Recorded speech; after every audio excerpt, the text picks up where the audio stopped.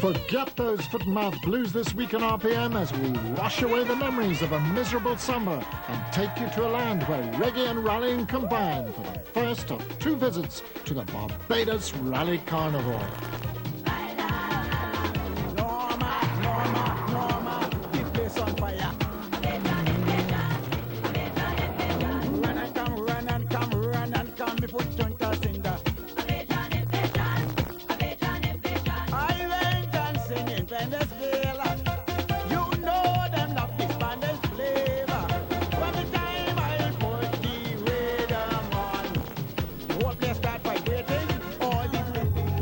Well, foot and mouth may have driven us out of our country, but certainly there are some compensations.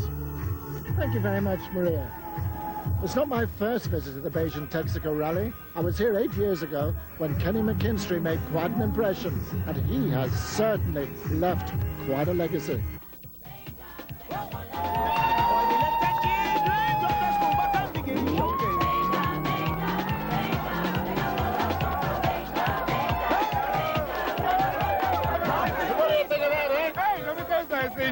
Between me and you, the only way he can drive is if he get clearance from the airport in Barbados, and I'm out flying low and fast.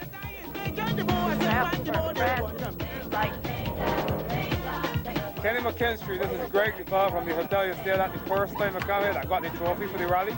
Come back, we miss you.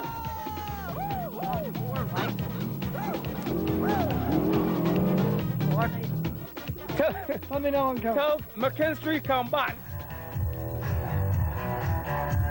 Yeah, Kenny's quite a legend in these parts. He won the rally in 1993 and 1994. And this year, 3 Irishmen and a couple of very quick Englishmen have been imported by the Bayesian Hot Shoes to this tropical island where rallying fervour reaches fever point.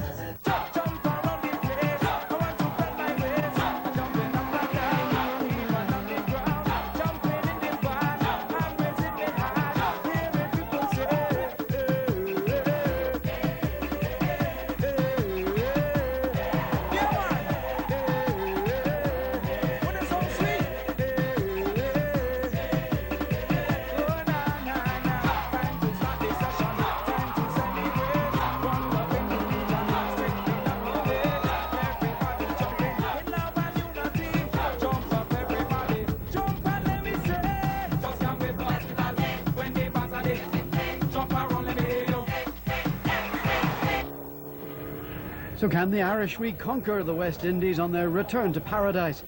Can they stick 10 days of partying? Who are these marathon men? Cool shades, Mr. Hogg. Yeah, well, thank you very much, Flo. Yeah, ready to go, ready to go. I think the local guys are going to be really tough. They know the terrain, the stages are very, very strange. Sean, looking hot and going to get hotter. Yeah, it's going to get hotter by the looks of things, isn't it? Yeah. Well, we hope it gets hotter rather than rain. We wouldn't like the rain, so we hope it stays warm.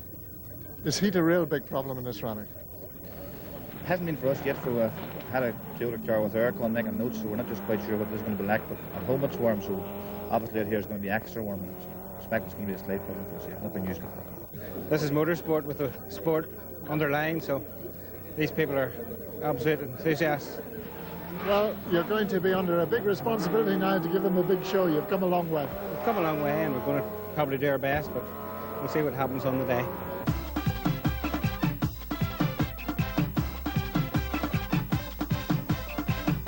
Yeah, man!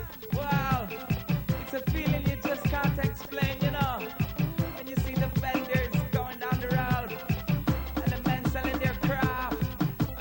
The visiting team from England is also pretty strong. There's 4 local guys in Group N cars that are all supposed to be quite equally matched. But we'll see if Richard and I can get in and shake him up a little bit. We'll see how it goes. We'll take the first few stages at our own speed and then see where we lie from there. I can't believe in such a small area we get so much enthusiasm, for an event. It's a bit different to in the UK. And he's stripped down for action, yeah? Yeah, well, if I could only dress like this tomorrow, but I'm afraid I've got to put a racing suit on tomorrow. 3 6R4s in the event. That should be interesting. Yeah, they'll certainly make a noise, won't they? Good little car for this, though. Yep, the quick to change direction, fantastic on brakes and acceleration. A bit of a dragster, really. To bring a World Rally car to this appreciative audience is going to cause almost a riot. Yeah, it looks like it. I don't think we're really prepared for what we're coming to here, because we just thought it would be good fun in the sun to do a rally, but the enthusiasm of the population is unbelievable, absolutely unbelievable. Now for the locals, and things have come a long way in 8 years. Paul, obviously local equipment has improved a lot over the years. Yes, indeed it has. This is what, a full Group A car, is it? Yes, this is a Group A car. I've had it now for 3 years. So we've definitely come a long way since the last time we spoke. Absolutely. Obviously, Roger Skeet and Trevor Manning and myself, and Roger Hill, we have probably the 4 best cars, and with the local knowledge, that's going to be an advantage. But of course, there's some very good equipment coming in. Trevor, you know how to win this rally? Well, we have in the past in '99, but it's always a very tough rally. A lot of competition, especially this year. But we have a bit of an advantage there with the local knowledge. But I see they have a lot of good machines out of the UK and Ireland especially, and they should definitely give us a lot of trouble. Roger, big changes since we were last here. Huge changes, major differences to the regulations and to the cars, yeah. And rally's a little bit longer too, we see. It is. I'm hopeful that once we get this going and we get more foreign input, and especially more foreign competitors and visitors, we can actually get longer stages, and more support from Tourism Authority and the police and everyone to do that, and really have some nice long stages. You were top man 8 years ago, you're still top man on the island. Well, I think it's probably a little more precarious than it used to be, but we still fight hard. Yes, it's definitely still very competitive, but I'm still up there.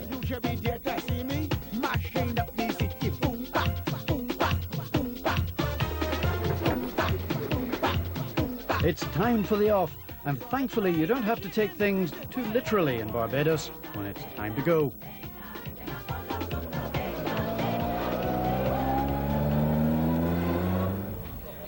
The rally starts in the north of the island with 2 runs over Orange Hill, Windmill and Turner's Hall stages before lunch. There's a lot different about rallying in Barbados. The temperature is hot, hot, hot, the stages are short and difficult, and they run the event with reverse seating. So James Betts in his production Starlet is the first car we see on the road. The enthusiasm is the same for the smallest production car to the fastest Group A machine, and there's plenty of enthusiasm for Charlie Jakes, the English Super 1600 star, in his dancing little Proton. Kurt Thompson is literally about to find himself in the horns of a dilemma. And Barbadian Barry Mayer is pushing his little modified Starlet right to the limits. Jason Clement is trying too hard to stay in touch with his class rival.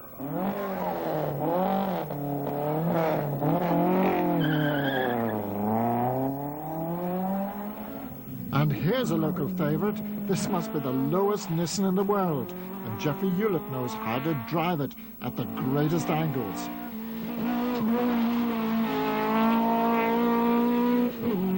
It's hard luck for Hottie. The carnival organizer Greg Crozier will crash out in the opening stages. And the Cumberbatch brothers have an enormous local following. Sammy's Mark I Escort seems to have grown WRC spoilers and wings. They were never like this in Roger Clark's days. Cliff Rowett, from another well-known Bayesian motoring family, is another who loves to entertain. And sometimes things just get a little out of hand.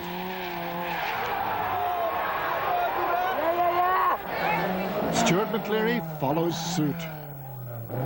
You'd better get out of here pronto, Stuart. If you're a Manning in Barbados, you only seem to know one thing: sideways motoring. Graham is just mad. Clean, magical mad.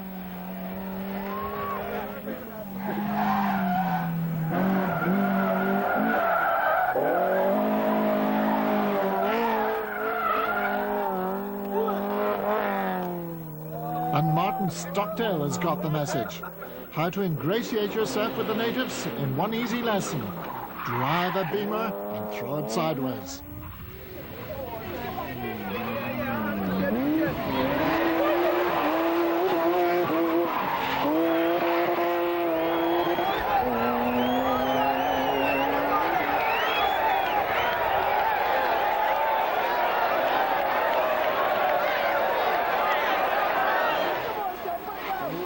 Elmo Cumberbatch has a new bright yellow beamer.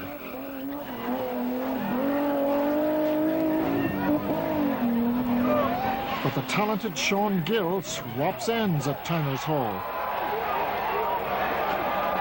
We are obviously not the first Irish visitors to this paradise island. Stage 2 in the rally, just down the road from the Mount Gay Distillery, the oldest rum distillery in the world. But that's not the only kind of liquor around here, obviously. These guys make me feel at home.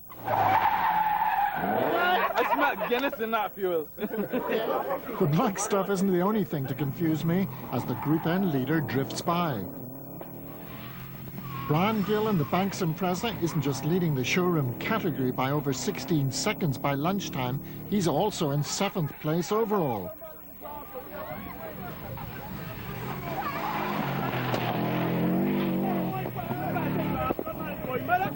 Peter Thompson is next up in that category in his Proton.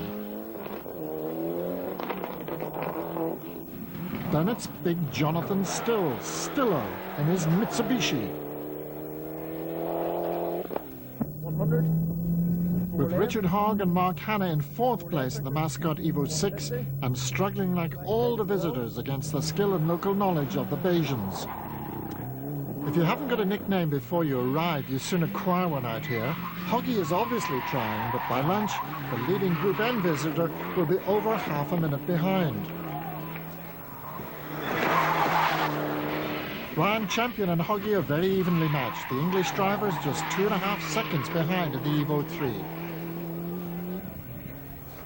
Oh, and that other thing that's very different about rallying in Barbados, if you want to get right into the middle of the action here, all you have to do is catch a bus. The laws allow the motor club to close the roads for the rally, but they don't allow them to interrupt the bus timetable.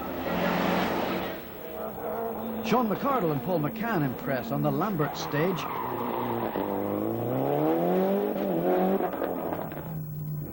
But this is a very different climate to his native Armagh. The Taranto de Paul Salica is not finding its way through the cane fields as quickly as Sean would like it to. 170.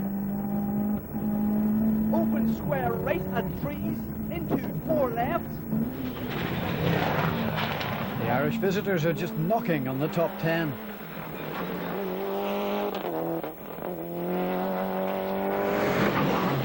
Paul Byrne in the Banks Beer Group A Impreza is a much fancied runner, but he'll have a slow time on the 7th stage, dropping him down the order. Jamaican Mark Evans has Group A parts in his Evo 5, but like the Irish, he's unfamiliar with the stages. Dennis Biggerstaff and Damien McCann lead the Irish attack in 8th place. Turner's Hall stage is fast, very fast. And Dennis and the XL Metro are making a lot of new friends in the Caribbean.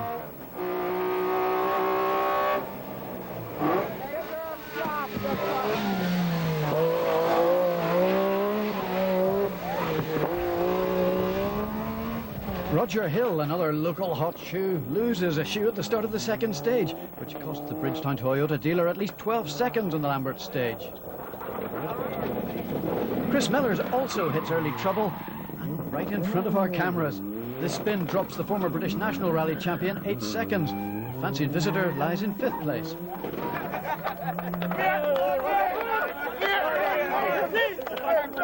That was spectacular. That was spectacular.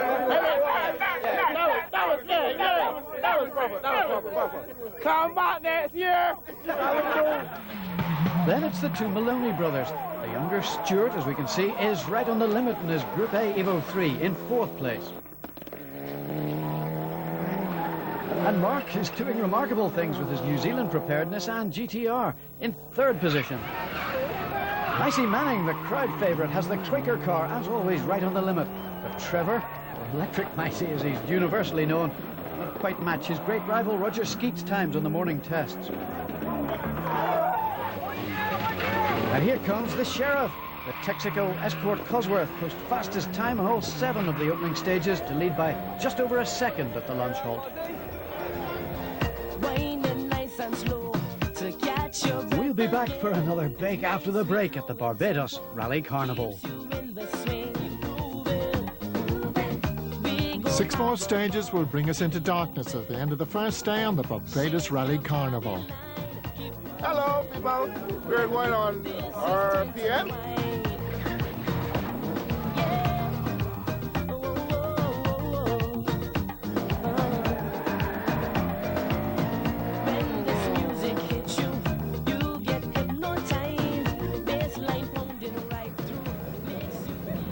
Richard Hoggs still lies in 4th place in Group N, but he has a hard stopper on the last stage of the day. In the 4 right uphill.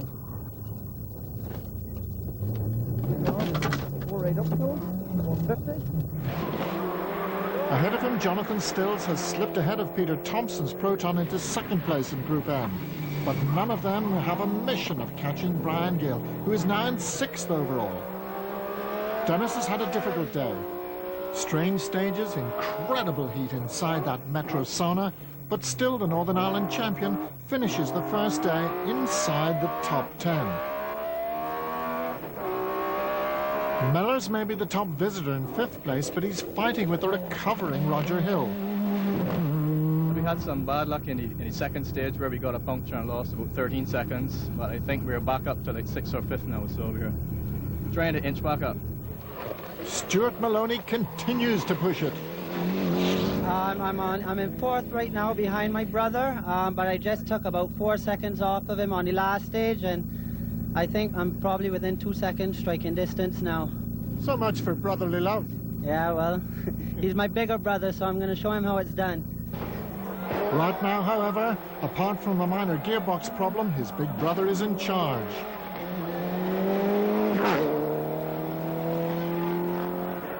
And Micey has really been putting the hammer down this afternoon. And in the darkness, Manning moves ahead of his great rival to lead by a slender 1.7 seconds.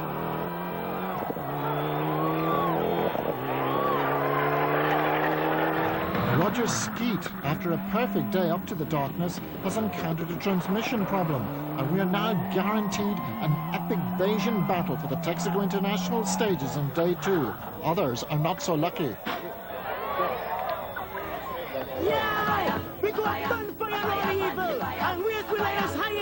You never know who you're going to meet in Barbados, but a rally cross-dresser is a new one to me.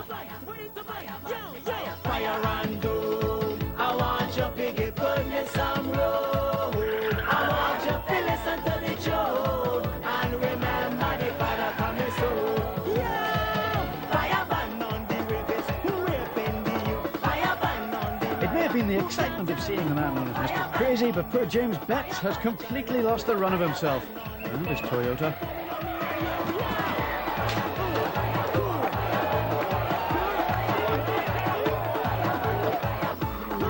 Stuart Maloney's efforts to catch Big Brother come to a very sudden halt on the Drax Hall stage.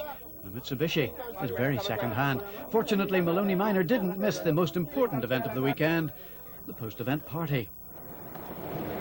Jeffrey Noel suffers a similar fate on the notorious Drax Hall jumps. But Brian Gill continues to dominate Group N, and he's now in an amazing 4th position overall.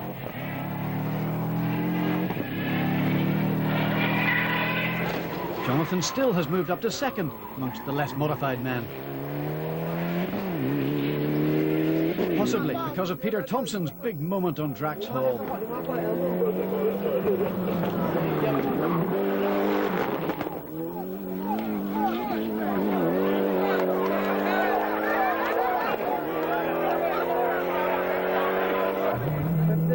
Richard Hogg negotiates the notorious Drax Hall jumps, but have caught out Maloney and Jeffrey Noel. 50, 3 right, 100, and caution, 2 left over bad jump uphill after the crest.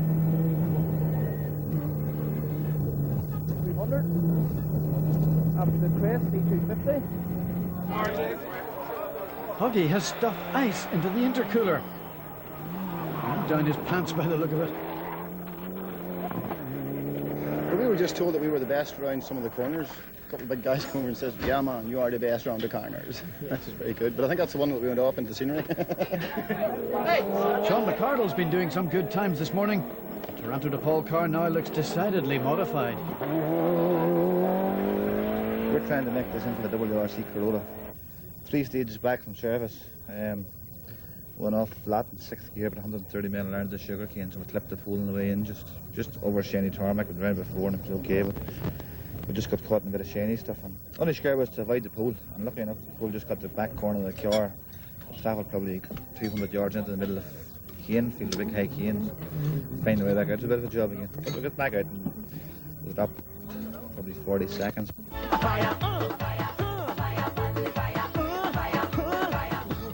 You're watching with interest then? Yes, I am, and I see the guys with a small sledgehammer. What they need is what we West Indians call BF and FI. And this is? Brute force and ignorance. So we have Electric Micey, the Sheriff, Stillo, Hoggy, and now Cane Cutter McCardle. Now, it does have to be said that the locals have certain advantage. For example, if you live in Barbados, it's a pretty small island, so you get to know the road, so place notes are pretty irrelevant. And there's some other fairly basic navigational things. For example, if you're at a bus stop and you're going out of Bridgetown, it says, out of the city. And if you're going to Bridgetown, it says, to the city, the one big town on the island. Now, ain't that logical? And there ain't no other signs. We've only done about 60 competitive miles in 2 days of rallying, but who cares when you're in the sun? And those 60 competitive miles have been highly competitive. Bajans love BMWs, and Martin Stockdale has given them plenty of reasons to deepen their devotion to the Bavarian product.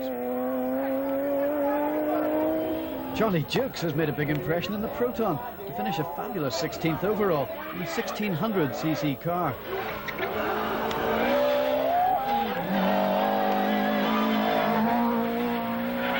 But Paul Byrne has had a dreadful weekend.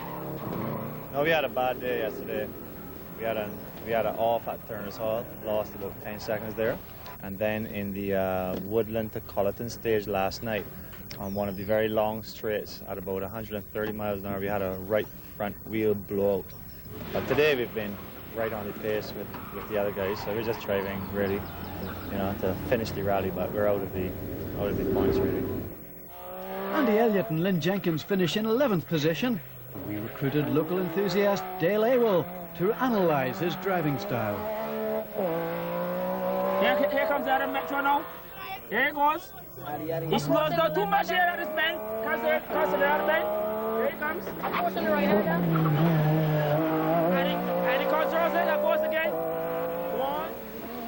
Dennis has had more problems today.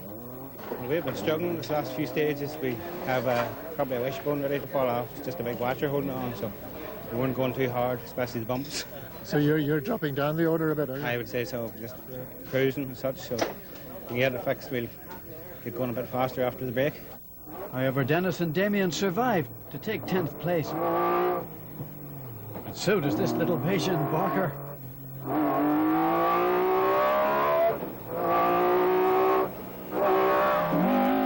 Barry Mayer and Richard Edwards put in a mighty drive to take 9th in their Starlet. Then it's the Group N runners-up, Jonathan Stills and Heath Hazel. Rallying veterans Richard Rowett and Jason Chandler bring their Toyota home in 7th spot. Headed by the Group N winners, Brian Gill and Ryan Wood, who end up in 6th place in the general classification. Chris Mellors has a mad moment here. But 5th is as high as the visitors can get this year. Changed times from the Kenny McKinstry days. But make no mistake about it, the Bajans love every moment of the English champions' charge through their tropical island. He and Craig Morley can't be accused of not trying.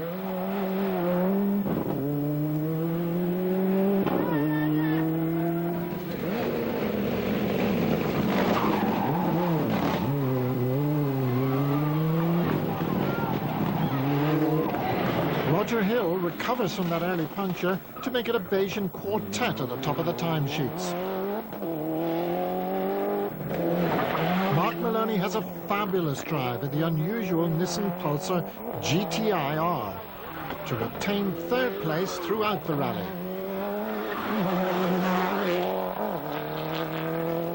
But none could match the dynamic duo, Macy and the Sheriff. Trevor Manning and Michael Wood were on fire during the closing stages as they fought to fend off recovering Roger. There's little doubt that both these drivers would be capable of acquitting themselves well anywhere in the rallying world.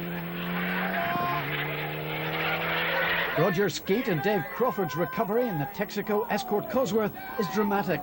The club's chairman is fastest on 16 of the 23 stages during the event. The Quaker State Mitsubishi and the Haviland Ford are so evenly matched, it takes the Barbados Rally Club 24 hours to decide the result. With only 16/100ths of a second separating the Sheriff and Macy, they come up with a truly Caribbean solution. The 2001 rally is declared a draw.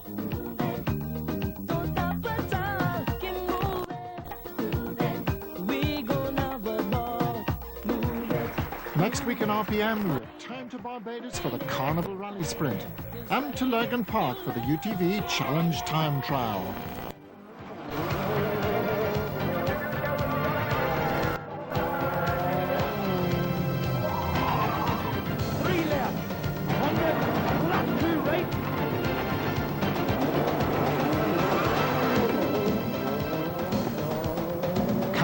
Come shine, it's beat the clock time on RPM this week, when the stopwatch becomes the common denominator on two very different events on opposite sides of the world. We bounce from Barbados to Lurgan Park in the next half hour as we bring you the Rally Sprint Carnival from the sun and the UTV Challenge Time Trial from the rain-soaked Seat Rally.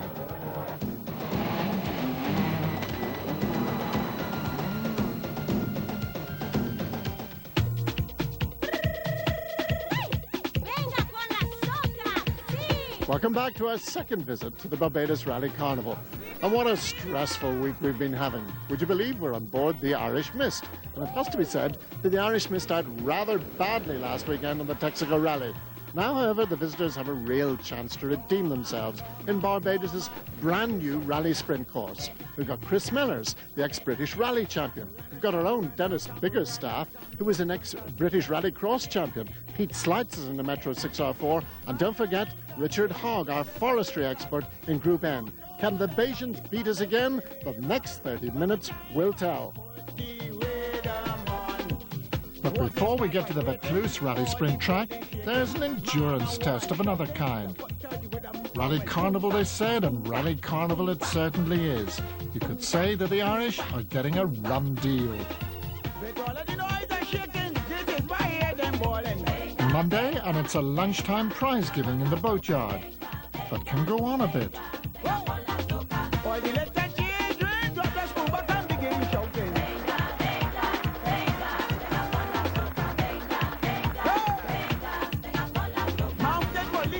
Tuesday is a day of R&D, relax and detox. It's yo-ho-ho and another bottle of rum on Wednesday as we board the Jolly Roger.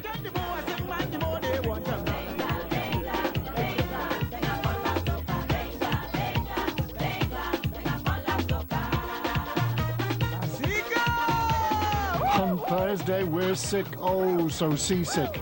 But those who do not manage to chunder catch some excellent material for the chowder. Hold me, somebody hold me. And on Friday, we swim with the turtles and thankfully come up again. On Saturday, it's Vaucluse, Barbados' brand new super special track, where Chris Mellors, the Silverstone champion, is favourite. The Silverstone track I enjoy. This is quite different because the Silverstone track is a very, very hard base. Whereas this is a sort of clay base, and when we tested the other day it was very dusty. Today it may be a bit different because of the rain, but yeah, it should be interesting. Very, very fast and flowing track, very exciting. Ireland's Dennis Biggerstaff has been a British rallycross champion.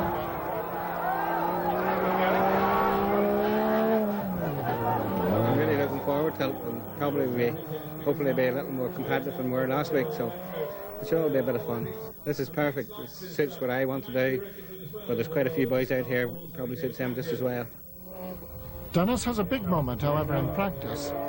But apart from a puncture, no real damage is done.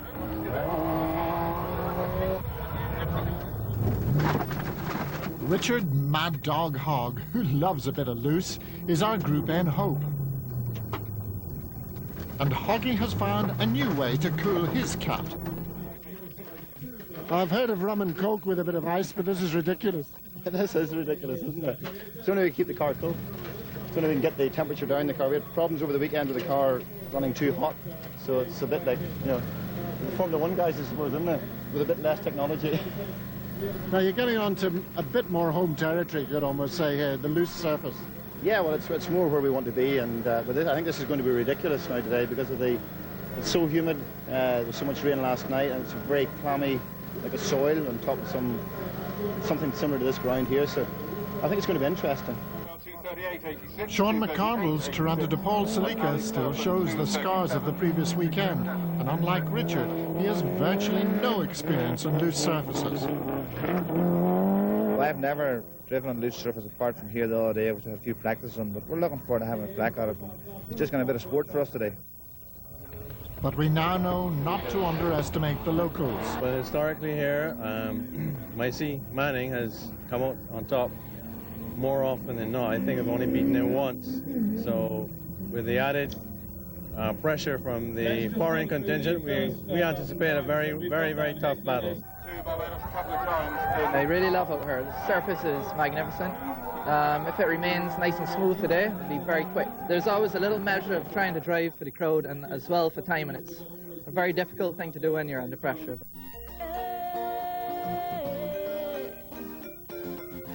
Winding nice and slow to catch your breath again. This nice sweet flowing tempo keeps you in the swing. It's time for movementation, but to a slower groove. That's right, just keep that motion and continue to move. Keep moving. The Vaucluse Raceway is designed along the idea of the Silverstone Super Special course and indeed the Race of Champions in Gran Canaria. And this is the modified 1600cc final with Charlie Dukes starting on the inside lane. Of course, there's a crossover and he'll finish on the outside lane. By the end of 2 laps, the course is exactly equal. But Dukes has a small head at the moment over Barry Gale. Dukes in the Proton has created an enormous impression out here at Barbados. And once again, the Englishman is flying. Down he goes under the underpass as Gale shoots over the top. And this is where they change from the inside track to the outside track. Gale gets a little bit wide there in his Toyota. Front wheel drive, of course, both of them. Little 1600cc engines screaming away. This is the furthest part of the course of the hairpin. And the track is, of course, designed that at the end of the 2 laps, they do exactly equal length. We're just catching up with them now, coming over the hill for the second time. And there really doesn't seem to be anything in it as they rush for the line. We've got Gale on the right-hand side, Dukes on the left. Who's it going to be? Dukes must have the slight advantage. Coming up to the last corner now, and Charlie Dukes going for the 1600 final. There's nothing in it between the local man. Dukes just gets it. Greg Crozier's short rally is replicated by a short rally sprint, I'm afraid, when the carnival organiser is eliminated by Jean-Marc Crozier in the first round of the M3 group heats. The quarter-final of Group S is a real crowd pleaser, with Stuart McCleary's Mark 1 versus Graham Manning's Mark 2.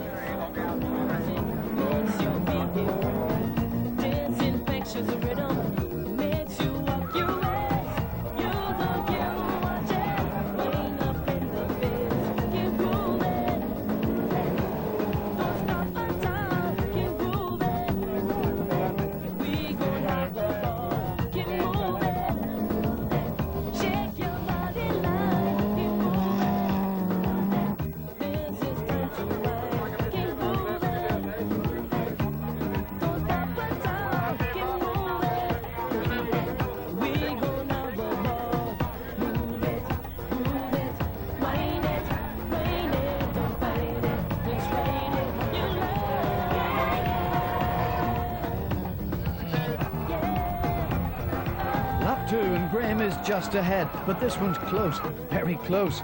The Mark II wins the day by a fraction of a second. Graham's progress through the Group S ranks comes to an abrupt halt, and he does a wall of death act in the next heat. Martin Stockdale and Sean Gill contest the Group S semi-final. When Sean's Proton comes to a halt, it looks like a pushover for the English BMW driver.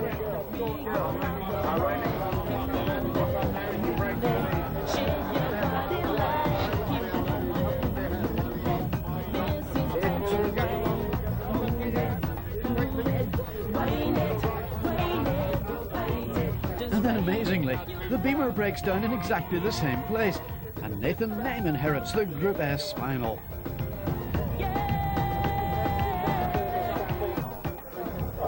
And now for the Group N semi-final. Richard Hogg on your right and Ryan Champion on your left. The Northern Ireland driver and the Mascot Evo 6 were aboard with him now, negotiating this long right-hander as he negotiates the outside track in the first lap. And there's absolutely nothing in it. Young Ryan Champion, one of the up-and-coming English rally drivers on the left in an Evo 3.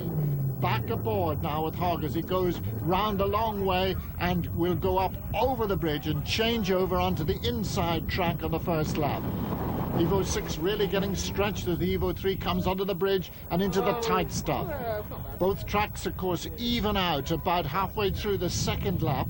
And this is a very close competition indeed, but Hoggy must get through. We're on the second lap now, and I'm afraid it's disaster for the Northern Ireland man. Champion comes out ahead.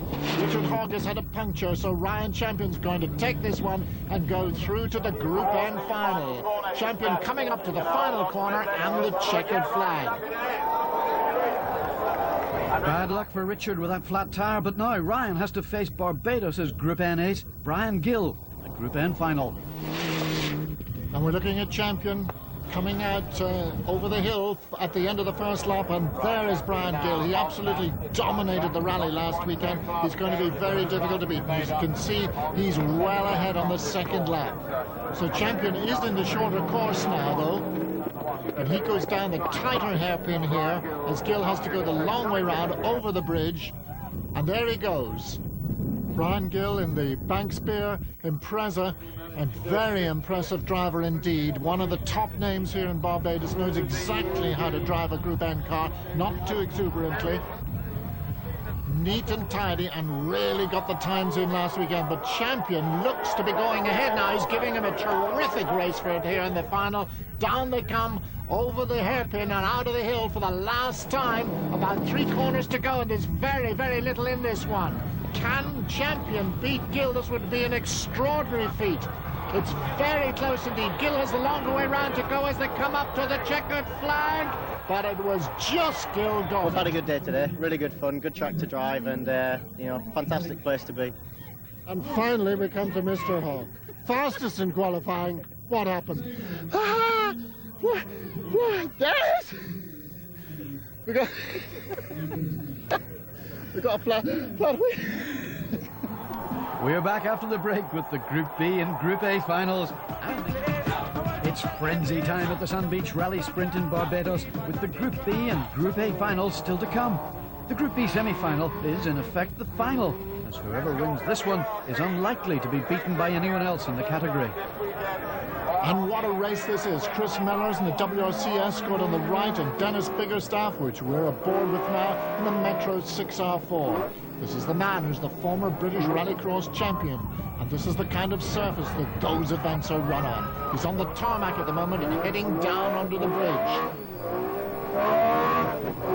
Listen to that V6 engine just roar. The XL car coming out onto the outside track now. Still on the first lap, of course. Very hard to judge just exactly how they're doing at this stage, but Mellors up the bank. That can't have helped him. We're at the second hairpin now, aboard the Metro. There's one other piece of tarmac on the event. And down over the hill, Mellors on the inside now. Looks a little bit slow at this part of this course, but when you're aboard, you can see how hard they're working, fighting for traction. One lap completed on the second lap. Now we're with the 6R4 on the outside track. So Mellors should have the slight advantage, but Dennis gets it gloriously sideways there. One of the fastest parts of the course, nasty little bump there. Down the gears the wrong way round, this time up over the bridge. And they'll be starting to come together at this stage. Over the bridge, now a left-hander, followed by a right-hander. This is the one you've got to watch out. This is the one that Mellors went a little bit wide on the last time. Dennis gets it beautifully. There's going to be absolutely nothing in it between these two. The WRC car, a lot newer, 15 years newer, of course, in technology. But look at this. Who's going to get this one? This is, in effect, the Group B final, because really nobody's going to be on the pace of these two. Mellors on the outside. Bigger staff on the inside. Yards to go now. Long left-hander, and up they come to the checkered flag, and I'm afraid it's Mellors gets it. Mellors goes through. And as expected, Chris went on to take the final. From a stunning Group B semi, we now move to Group A. Sean McCardle's lack of loose experience and local knowledge gives Paul Byrne a place in the semis.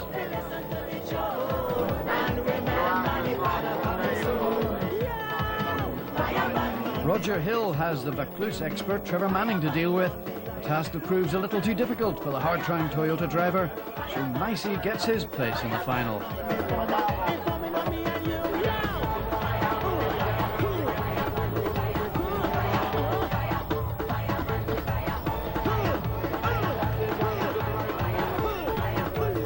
Roger Skeet also has a tough opponent in Paul Byrne, but Paul makes it a little easier for him with this gyration, so the Sheriff is on his way to the big race-off. It's the carnival finale that everyone had dreamed of. Two Bayesian superstars head-to-head over 2 laps at Vaucluse. Who could have asked for more? They won't be disappointed. We're aboard with Micey as he sets off in his attack. The man who holds the lap record here at Vaucluse with the Evo 5 with a lot of the Group A bits, but the Sheriff really gets it sideways on the outside track in his Escort Cosworth. Now, watch the expert at work. Normally, a Mitsubishi is not driven this sideways, but Micey always loves to entertain the crowd. In the Quaker Straight car, down we go, under the bridge, grabbing the gears, as the Sheriff shoots over the top. Electric Micey, he's called, that's his nickname. He's been like that for many a year now because of the way he darts across the ground.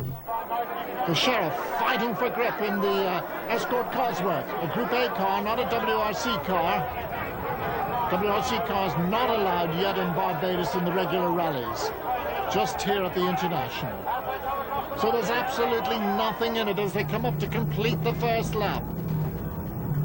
Trevor Manning going very wide, 1 lap down, 1 to go, and there's really nothing in it. You've got to be about 4 seconds up at the crossover point to be in with a chance to be equal at the end. Now we should be able to judge.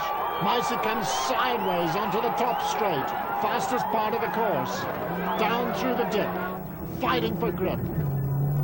Round the long way this time. He goes over the top. Beautiful drift as he climbs up over the bridge as the Sheriff goes down underneath. And the Sheriff's done damage. Roger Skeet, the loose bumper, he's obviously brushed the ditch in his efforts. He desperately wants to beat Trevor Manning here. And he's certainly coming close this time. The crowd are going frantic. Down the hairpin for the last time. Micey nearly nudges the tires there. The Quaker State car could be fractionally ahead, but there's really nothing in it. This is sensational. 2 corners to go now. And they're coming up to the checkered flag. Who's going to get him? It's Micey by a whisker. Trevor, in any country, in any continent, in any contest, that was entertainment. It really was, Tom. Totally. Everybody really enjoyed that one, especially me. Now, to come up against your arch enemy, arch rival, and obviously good friend as well, to have it as close as that, both weekends, is amazing. It really is, and some say that could have been 0.16 of a difference there too as well. But no, I mean, to do a whole 2-day rally, and be 0.16 of a second off the pace, and then come here and do the rally sprint and be almost the same. You know, it just goes to show the competition between the two of us. We made a decision early on that we wanted the partying rally crowd, not the stiff shirt rally crowd. Well, I think the rum manufacturers, the beer manufacturers, and indeed the Irish rallymen have a lot to thank you for. It's been an absolutely marvellous week. Yeah, the Irish have represented themselves quite well, I think.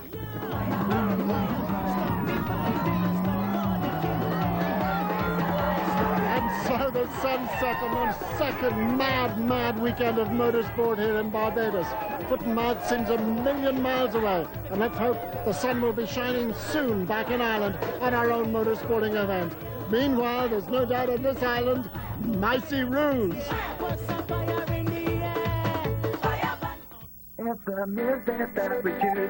But there's no sun in Lurgan, I'm afraid, as we return for our second visit to Ireland's richest rally.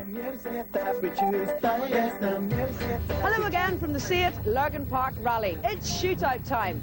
In the rally overall, King Kenny couldn't make it to his 10th title, but now the Golden Boy has a chance to redeem himself. But it's a tough order when you've got the likes of a See It World Rally car to beat.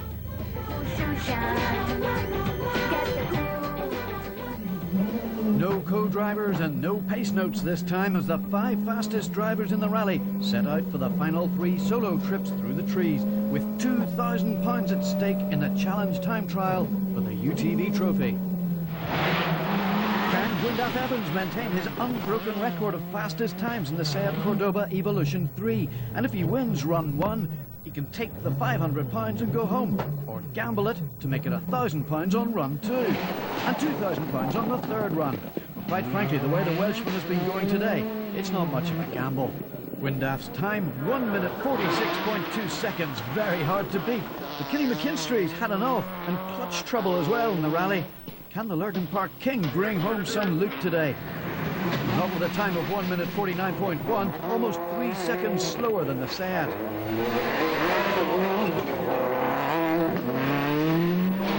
Horace Gass is third fastest on 1 minute 50.9 seconds. And Trevor Moore continues to play with the World Rally Car boys, just 100th of a second behind Morris. But Derek McGarrity, second in the rally in the HP Impreza, is strangely off the pace on 1 minute 53.4.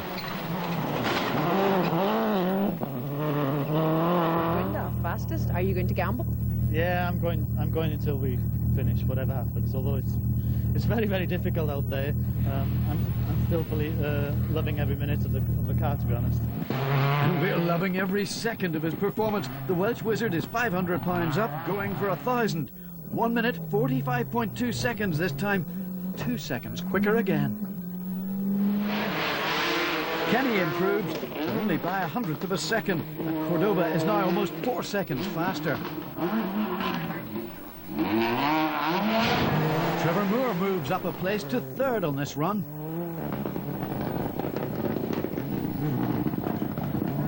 End of the second shootout, and this is the result. No change, I'm afraid. Down 1, but moved up 1. Very happy, but I can't see me moving up in R2, but... Still the same. Gwyndaf, gonna gamble? Yeah, I said I'd try until the end, but, you know, it's not easy. Like, it's only one little slip. It's not easy. You moved up another 2 seconds. I tell you. We'll fix him this time, don't worry. He'll be sorted.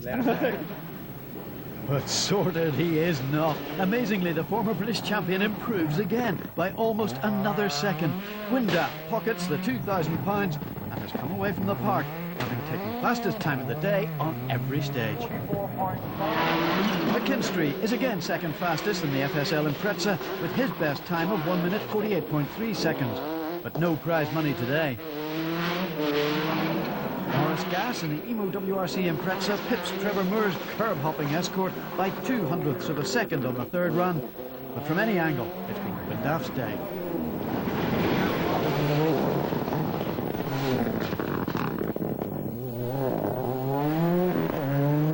Well, what a day it's been for Gwyndaf Evans, reunited with the Seat team and back in Lurgan Park for his 4th win. And now it's the 2nd win in the shootout. Gwyndaf, you must be thrilled. I am absolutely delighted. I mean, the car hasn't missed a beat all day. My co-driver never missed a beat all day. And, you know, really, I couldn't have written a better script, really.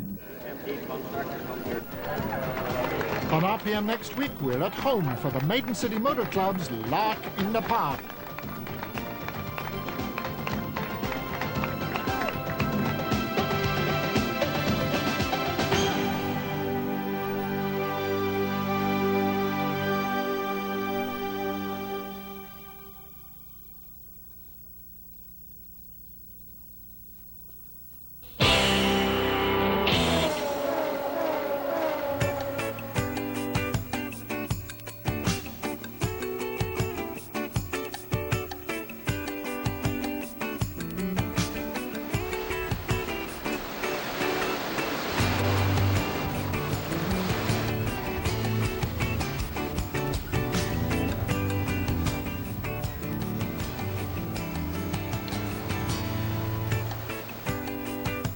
Welcome to the sunny Caribbean Isle of Barbados and to Vaucluse Raceway. Rally sprinting, Caribbean style. Some great action coming up. The man behind it, Greg Cozier. Well, in Barbados, we've been rallying on gravel and tarmac for some time, but our gravel roads are not as quick as we'd prefer. So we needed a venue that would be able to be tailor-made for some spectacular driving, and this is it. This is a lot different to the cane fields that we usually drive in.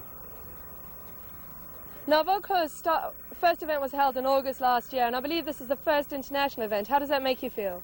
Well, it's pretty good. What we did is we put it together a bigger event than we originally anticipated, and we have the Barbados Rally Carnival. And that's made up of two events, the Texaco Rally, which happened last weekend, June 2nd, 3rd, and then this one.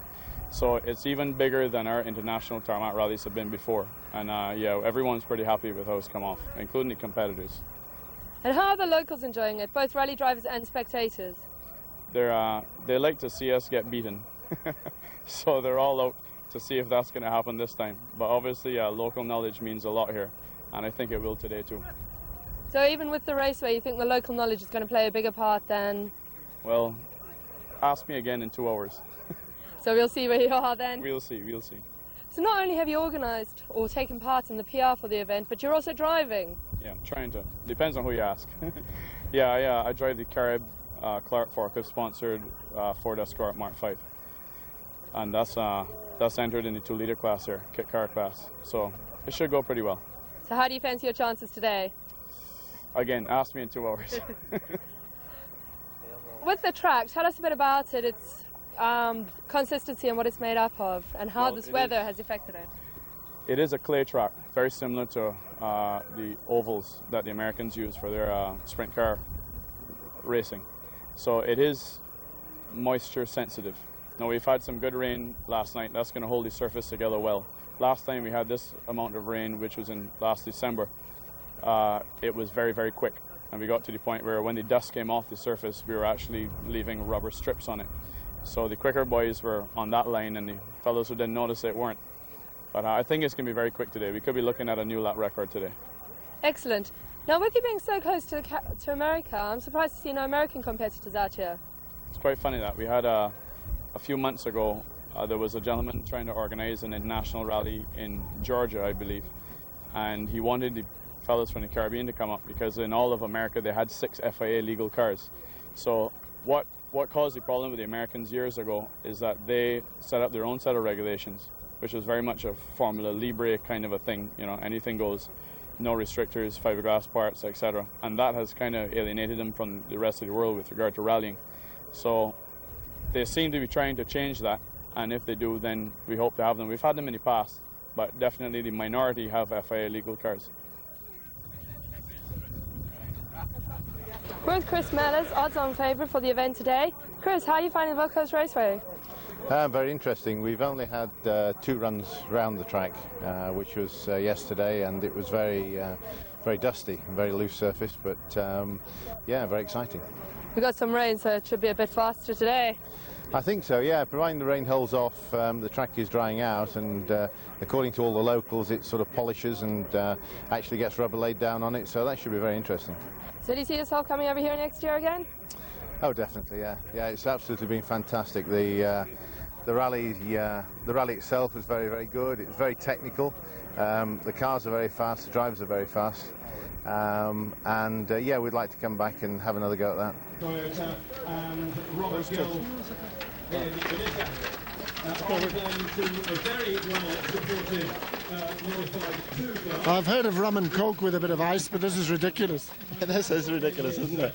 It's only way to keep the car cool. It's only way to get the temperature down in the car. We had problems over the weekend with the car running too hot, so it's a bit like, you know, the Formula 1 guys, I suppose, isn't it? With a bit less technology.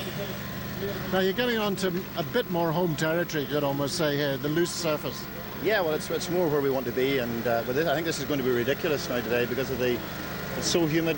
There was so much rain last night, and it's very clammy, like a soil on top of something similar to this ground here. So I think it's going to be interesting. And what about the Group N opposition here?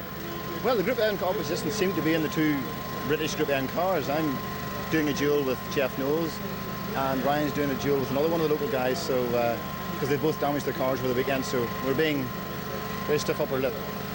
I'm here with Roger Skeet, undoubtedly the fastest man in Barbados.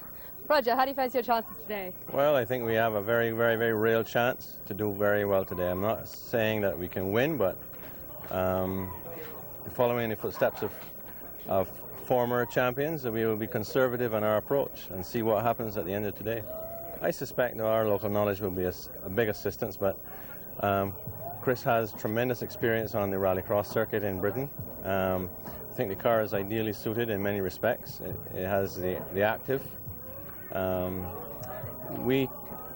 car is completely passive, and therefore it won't be as good on the grip as Chris's is out the bends, but we have to try and depend on our entry and exit speeds being kept up rather than rely on traction from those pieces of technology. Yeah. Can you give us a little bit of inside info on the track, because you've raced it a few more times? Tell us a bit about it. Well, the track has some very, very fast sections, and those sections tend to be all turning. So you're out of line for the entire section that you're going at the top speed, and that tends to be around 75 to 80 mile an hour. And shortly after that, you go over a few large bumps into a reverse change on the direction for the hairpin, which is very, very tight, first gear hairpins, which will sort the men out from the boys. It really is a big transition there.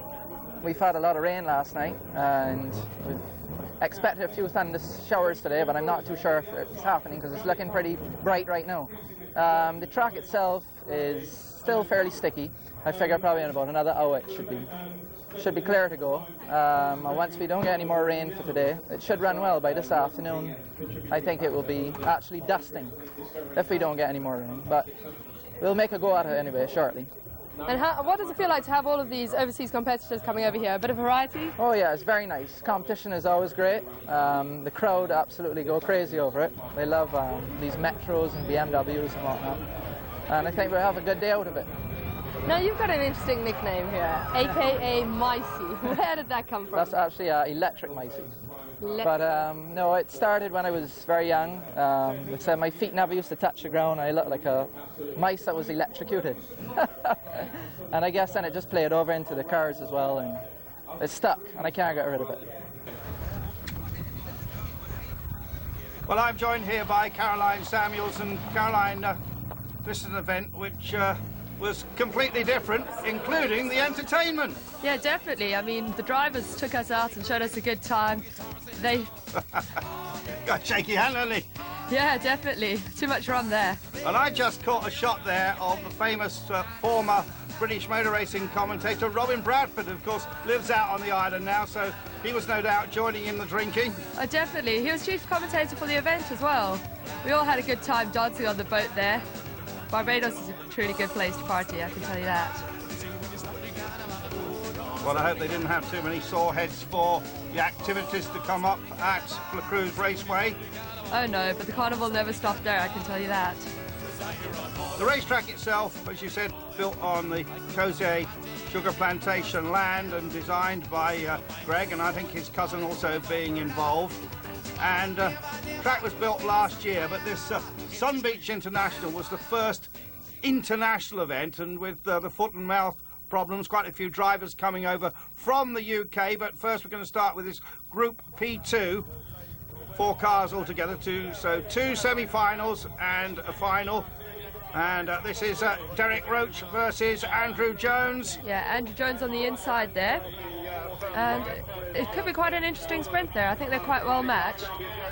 Going around the first corner, it's pretty tight. They've got a really tight hairpin coming up for the inside track just before they go under the bridge there. The Nissan versus the Opel Corsa. Now look at the dust they're kicking up. Oh, a spin already. Yep, that's Andrew Jones there spinning, sorry. Yes, Andrew Jones with the Corsa. And of course, 1 spin on a rally sprint, and really it's all over. So it looks as if Derek Roach is going to go on to victory in this Nissan production car category here. Yeah, he doesn't have to push it now, he's just got to coast through. This track, very similar in its layout to the Silverstone Rally Sprint, complete with the mandatory crossover, of course. Yeah, Andrew Jones back on the track there. He looks like he's going to give it all. Well, he's certainly flying again now, but the dust unsighting him and trying very hard. He'll be so angry with himself. Oh, and he's up and he's over. Oh, dearie me, that was a big one. I think maybe it's pushing just a little bit too hard there. Crowd seem to like it, though. Well, they do enjoy things like that. They're dancing there with excitement. So, meanwhile, Derek Roach will come home here and... Well, he won't know that Andrew Jones is off yet. He's still got another lap of the track to do, so he'll probably still be pushing quite hard. Well, it has been red flagged, but it will mean a victory to Derek Roach in this Nissan. Rallying, of course, has been big in the Caribbean for a number of years, particularly in Jamaica, but now Barbados seems to be the epicenter of it, and the week prior to this event was a rally. They love it. I mean, they turn up in their thousands to come and watch this. The cheering you get. Spectator interaction is something I've never seen before. He's approaching Andrew Jones now. Well, he's going to see what happens. Remember, with the rally sprint track, you do actually cover both lanes ultimately during the run. Yep. And Derek Roach just stroking it home now and lining up to meet Nicholas Gill in the final of the P2 category. Some much more fiery rally cars to come a little later. Relatively easy heat there for him then. Yeah, let's just hope there wasn't too much damage to Andrew Jones's car. Nice looking Corsa, and there you do see it, and well, it'll need to go to the body shop anyway, but not too desperate. So there you see the grid, Derek Roach going through now in this final to meet with Nicholas Gill. And they're off, those green lights going. They only assembled those green lights about 2 days before the race, so it's been a bit of a rush towards the end here. Yeah, I should think there's probably a missing traffic light somewhere in the centre of Barbados. The one and only. So this race between Nicholas Gill and Derek Roach. Nicholas Gill starting on the outside there. Mazda versus Nissan, 2 Japanese mates together. 2 laps effectively, as we said just a little earlier. This very, very similar in layout to the Silverstone Rally Sprint course. There's the crossover, the bridge. That is different to Silverstone in as much as the bridge is virtually on the same level as the racetrack, and then they've made an underpass in effect underneath it. And Derek Roach showing a big moment. He's off. He spun at that same corner. I was going to say, it's sympathy with Andrew Jones there, trying to do a repeat. Those spectators certainly getting good value. And so it looks as if this is going to be Nicholas Gill's yeah, we'll hear him. class. Yeah, here's Gill in the Mazda. They look pretty close there, but you must remember this is only the end of the first lap. They've got the second lap to do. So maybe Derek Roach, despite that indiscretion, can do something about it. You can see how new this circuit is. Yeah, they have problems with the sugarcane still trying to regrow in the fields here. So you've got to watch out when you come back to your car that it's not in the middle of a field. Caroline, what sort of crowd did they have for this? Obviously it's a crowd of 10,000, it's a big crowd in Barbados. It's quite a big crowd. They're very enthusiastic about their motorsport. I mean, it is one of the most popular things. Apparently the first thing a person gets when he's got his driving license is a rally car. But not any old rally car. It's got to have all the add-ons, the alloys, everything. It's got to be perfect, 100%. So you can just imagine how they feel when they come out to watch this. And seeing all the international people here as well is big for them. Yeah, later on we'll see the likes of Dennis Bickerstaff from Ireland, Chris Mellors coming over, and Chris Mellors really the favourite to win overall here.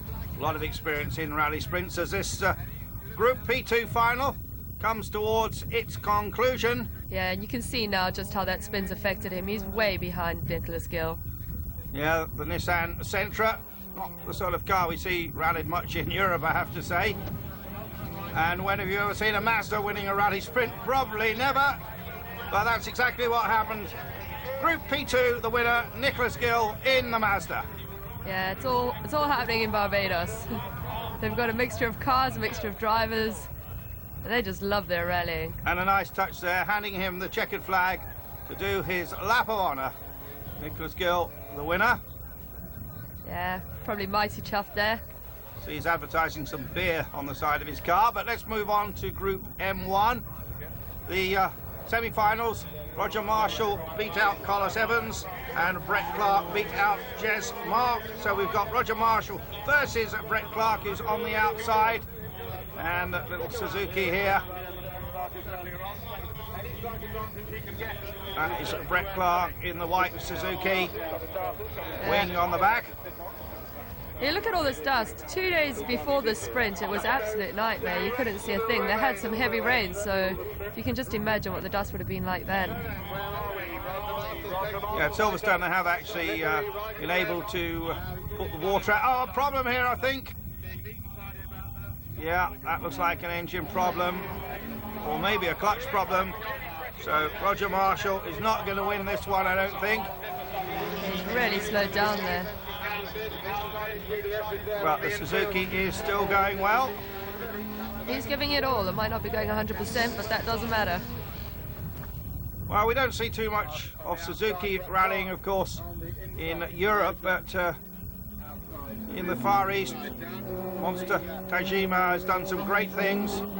Twin-engine Suzukis we've had, but in the little 1000cc class, Suzukis can be very effective indeed. Just listen to that engine there, really pushing it, aren't they? Yeah, well, he's actually giving maximum attack. Yeah, it doesn't sound too happy about the idea, though.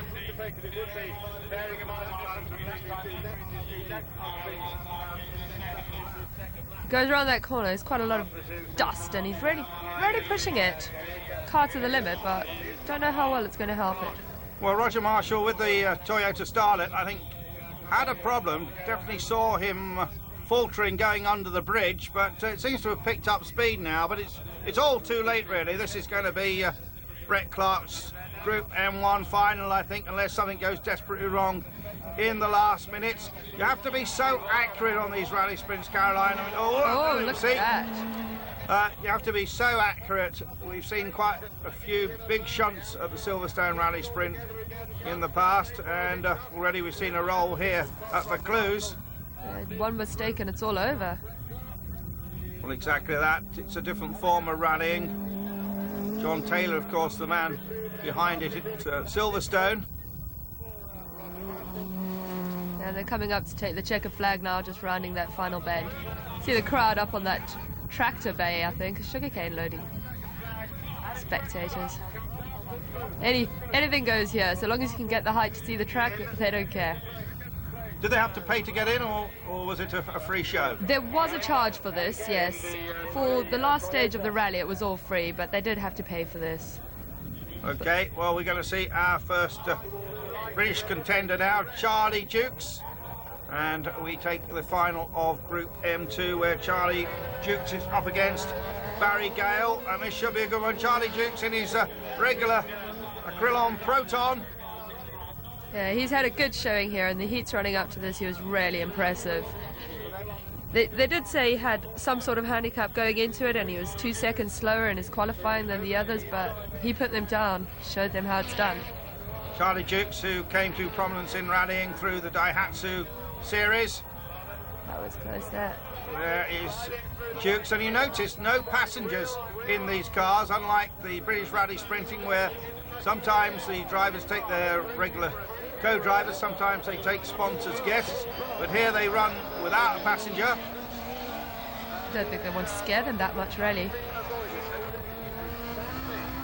Well, I could tell you a tale of somebody from Silverstone who took out the biggest buyer for his company, or the person who bought the most produce off his fish company, and he rolled him in a very big way, and I'm not sure if the orders kept coming after that. But meanwhile, it's Charlie Dukes who might just be inching ahead. This is very close indeed. Charlie Dukes, of course, who went so well in this car in the British Rally Championship last year.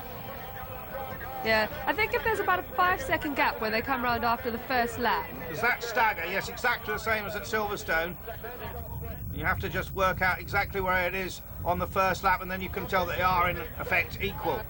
Yeah, I mean, you kind of see them evening out after the final hairpin. But that's a pretty tight one for a lot of them as well. Charlie Dukes certainly trying very hard indeed, looking good on this. Yeah, over the bridge he goes. It's a pretty fast bit, that. The Proton, of course, using a number of Harry Hockley parts. And last year, Charlie Dukes, with this 1600 Proton, giving Matt Sanderson in the factory car a thing to think about at time 2. Now you see we're coming on the second loop and coming towards the end, and Barry Gale certainly giving as good as he can get, and it's close between Charlie Dukes and Barry Gale. They come out of the dust, but it looks like it's going to be Charlie Dukes. Charlie Dukes in the blue car. That is really close. He's still got another turn to go. You've got to see. This is about one of the closest sprints we've seen so far. Listen to that crowd. The checkered flag waves. Charlie Dukes wins by about 5 lengths. Charlie Dukes wins Group M2. He'll be happy with his trip from Wales.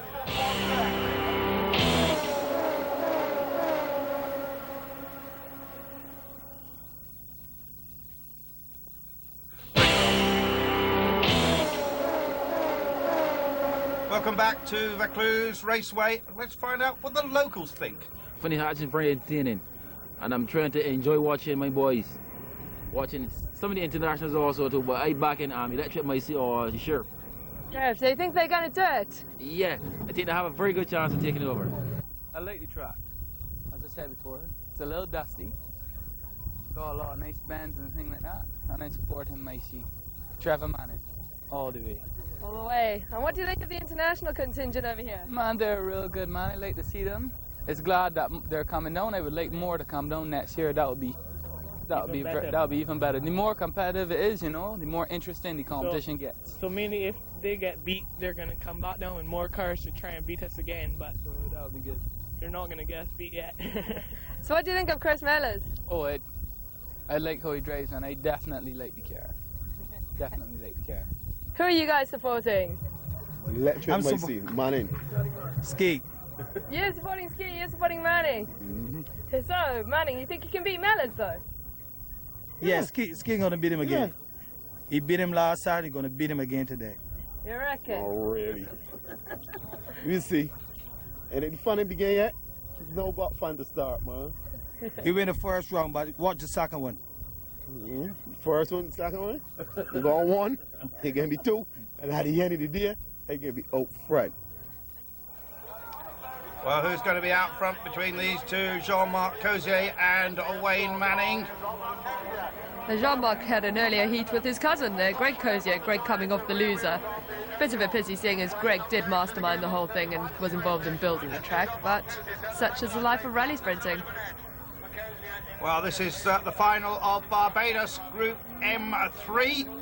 And Jean-Marc Cozier in the outside lane in the Nissan versus Wayne Manning in the Escort with the big arches. Nice old Mark II Escort. Battling a bit with that corner. It's quite a tight one, that. You really have to slow down. Yeah, we really have to throw these Mark IIs about. Not quite sure which engine this has in. Probably got a BDA in it.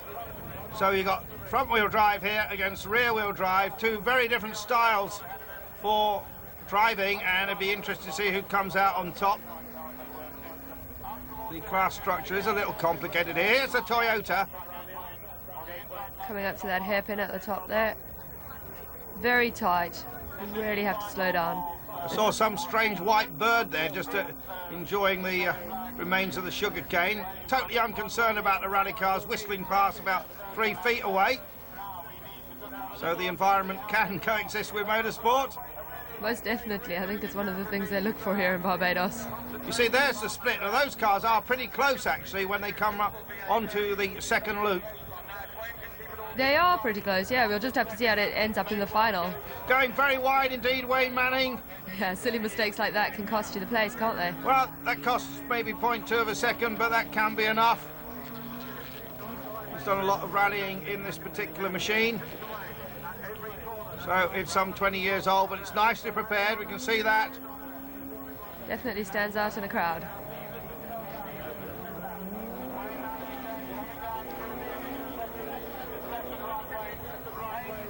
And again, he is chucking it about, but I think Jean-Marc Cozier just being that little bit neat and tidy. I mean, that's how you have to drive these Mark IIs. Oh yeah, you've got to put on a bit of a show, don't you? They're pretty close coming over that brow there. Yeah, we are on the second loop now, Caroline, aren't we? And this is the run to the finish. Yes, it's going to be a close one, I think. Oh no, Jean-Marc Cozier is way ahead. I think he's got it in the bag.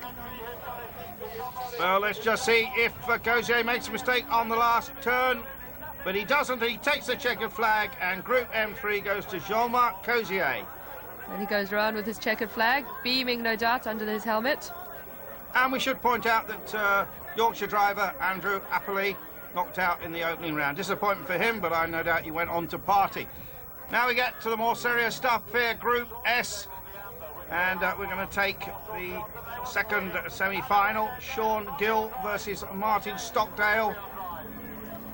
Yeah, no, Martin's got quite a big heavy car there, that BMW. I wonder how it's going to handle this track. Well, the BMW should be a big handful round here, actually. Oh, but the crowd love it. They've been supporting him in the rally, and they're really behind him in these rally sprints. Well, BMWs have done well in tarmac rallying in the past. There you see this machine. And here comes the Opel Corsa of Sean Gill, really giving it all. Yeah, I notice he's in the same colours as Cozier's car. Martin Stockdale, incidentally, knocked out Ollie Clark in the previous sprint, so disappointment for Ollie Clark, but Martin Stockdale in the BMW. Oh dear! What's happening? Sean Gill has pulled off in the Toyota. Possibly just trying to see if there's a drive shaft hanging down underneath. Well, that looks mechanical, obviously is mechanical, so Martin Stockdale now just has to really go slowly to the line to get into the final. He won't know that yet, so he's still chucking it around, giving it all. Got to come round to that part of the track. There he'll see Sean Gill, and Sean's already got his crash helmet off. Looking very disappointed. Well, not surprising, really.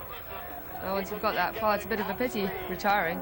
Notice this BMW on a British number plate. Not sure what the history of this car is.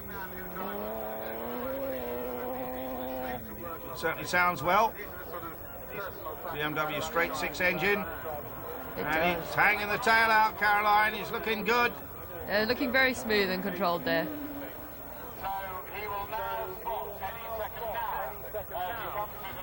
About to come up to that port. I think he's slowing down. He's got a problem. He has got a problem. I've never seen anything like this. Well, I think in all the rally sprinting we've had in Britain, that stops right next to Sean Gill, pulls off. Sympathy stop, maybe? Well, I don't think so. He should have just tried to limp it, but, well, obviously it's fairly serious. So that means that Group S is going to be decided in what was going to be the second semi-final. Absolutely amazing here at Vaucluse Raceway in Barbados. Definitely, and the crowd are loving it. I mean, for them it's a big spectacle. Martin Stockdale gives him a wave. I like that. Definitely. Well, he's looking underneath it, so I would assume he's got a problem with the diff. He doesn't seem to be too upset. Yeah, it's part of the fun, isn't it? The grid there shows the story. Both retired, so we move on to Nathan Name and Stuart McCleary. And of course this now becomes the final of Group S. So we've got a pretty modern-looking Peugeot 306 kit car style machine, and oh, a very sideways Escort Mark II. It's Stuart McCleary getting it all wrong there. He's going to give it all, though. He's determined to do well in this heat. Well, he's really got to try. He's hanging the tail out a bit too much for my liking. He's got some body damage through hanging it on that bank already. There's blue smoke coming out of this car. I doubt if it's going to go the whole way. You wouldn't expect it really to be able to beat a modern rally car like the Peugeot 306. Nathan Name, who took part in the rally the previous week with co-driver Justin Innes. Stuart McCleary pushing really hard there, but I don't know if it's to his benefit. He seems to be losing it a bit too often there. Yeah, it's a bit over-enthusiastic, I think. Super shot there, Caroline, of the two together. And as we said before on this rally sprint, on the first loop, it is difficult to tell exactly the juxtaposition of the two cars, but I think this is a pretty close one. Well, I don't know. I mean, they are pretty even on the first loop. They haven't got that 5-second gap, which is what you need to be even. The outside person needs to be those 5 seconds ahead if he stands a chance, so it could be interesting to see what happens. Well, I like the man's style anyway in the black Escort. Pleasing the crowds, keeping them happy and letting them grin. Well, it's also fun to drive like this as well. Lots of opposite lock. In fact, you can get away with this more on a rally sprint track like this than often you can in the forest or presumably the sugarcane plantations where they rally. Could certainly appear that way. Well, he's getting at some really crazy angles. Oh, I made a big mistake there. He's off onto the other track. He's had enough of the inside lane. Well, I don't know what they're going to... Oh, he regains the proper track there. Losing lots of time, so...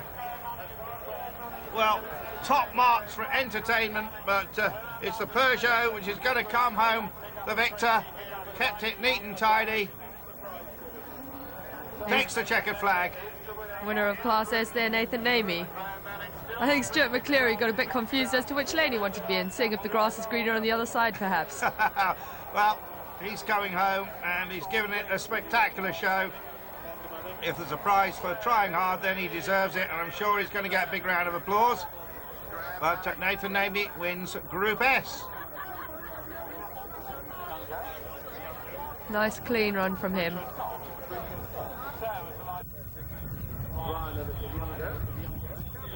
Moving on then to Group N. This is Richard Hogg versus Ryan Champion from the UK. Ryan, of course, coming from a big rallying family. His mother's been co-driving. And Ryan and his regular Mitsubishi. But we go on board with Richard Hogg. The big, tall Irishman there. He's a big prankster. Enjoys pleasing the crowd, I think. So two of the overseas visitors against each other. You can see just how hard that corner is to negotiate. They've really got to work it, don't they? You've got to get the front to bite in. Of course, we're in four-wheel drive mode now.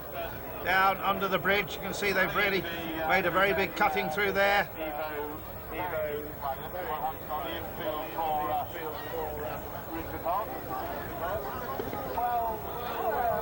So Richard Hogg, who competed in the event the previous week with Mark Hanna. As we said before, no co-drivers. And this should be pretty close, actually, between Ryan Champion and Richard Hogg. The name Hogg large on the front of the car. Yeah, affectionately referred to as Hoggy among the Irish teammates around the place. And just trying to get a feel for who's in front here. I think it might be Hogg who is in the front of this. Here is Ryan Champion. His trusty Mitsubishi. Ryan, of course, has also rallied in Peugeots. He's going really nicely around this track, keeping it nice and tidy. Let's say that. Over the bridge, Ryan Champion. Can he manage to edge out Richard Hogg? Ireland versus England. I think he's doing a pretty good job of keeping that English flag flying high. Just see the turbo boost gauge there on the dashboard dancing away. And this one is going to be close. There's not much in it, is there? Look at that hairpin. Oh, Hog Gear finding that very tricky indeed. Silverstone, of course, that is tarmac. Here I think it's a shale surface. The rest of the surface, of course, basically being the dirt. But it is Ryan Champion who's going to bring it home first. Slides the car past the flag. And just about a second behind, Richard Hogg. Brian Gill beat Jonathan Still in the other semi, so it's Ryan Champion versus the local man, Brian Gill, in his Subaru Impreza. The red car on your right. The lights go green. This should be pretty interesting. Bank Subaru there has been going really well. Local man versus the visitor. Subaru versus Mitsubishi.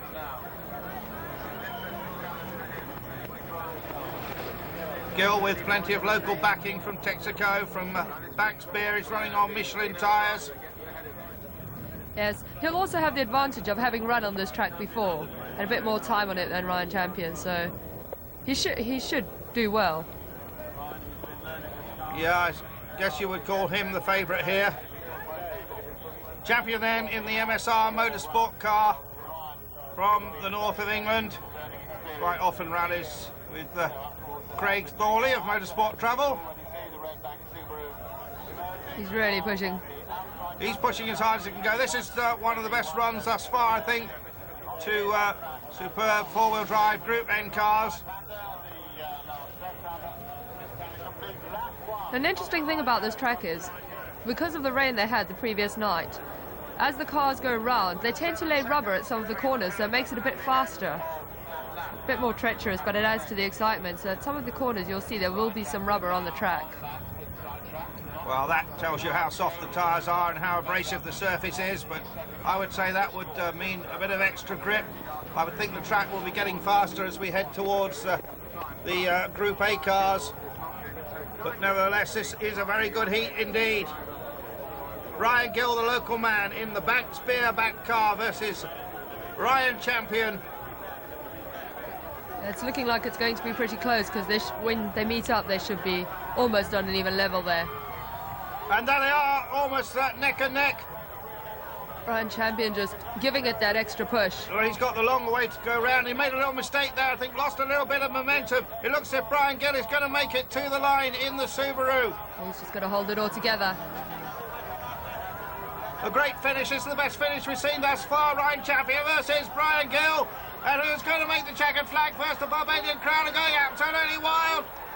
And, well, Brian Gill got it by a fraction of a second. We couldn't see it there on our cameras. It looked so close. Meanwhile, let's move up quickly to Group B. And now we've got British and Irish contenders here. We've got Metros. We've got Chris Mellors in his Escort. The Mellors Elliott-built machine. Chris from Chesterfield against Dennis Bickerstaff from Ireland, better known really for his activities in rallycross. So here is Chris Mellors, who has done a lot of rally sprinting at Silverstone.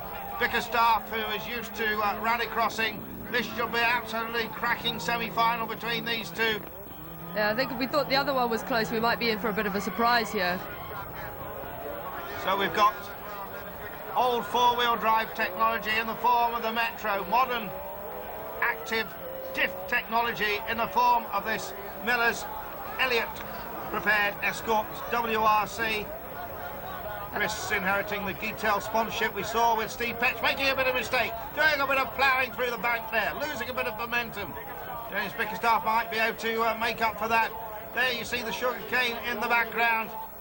So you might be interested to know Dennis Bickerstaff didn't actually have a gearbox on Friday.